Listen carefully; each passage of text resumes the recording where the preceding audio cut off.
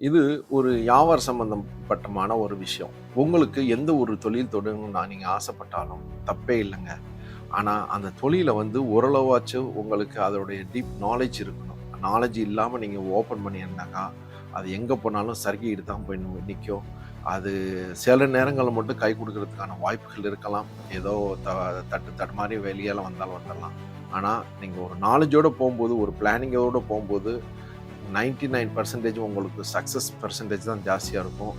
கண்டிப்பா நீங்க சக்சஸ் பண்ண முடியும். அதோடைய ஒவ்வொரு ஆளுடைய சக்சஸையும் நீங்க பார்த்தீங்கன்னா அப்படிதான் இருக்கும். அப்படி இருந்தா மட்டுமே நம்ம சாத்தியம். ஈஸியா நம்ம வந்துட்டு ஒரு அடுத்த லெவலுக்கு போறதுக்கு.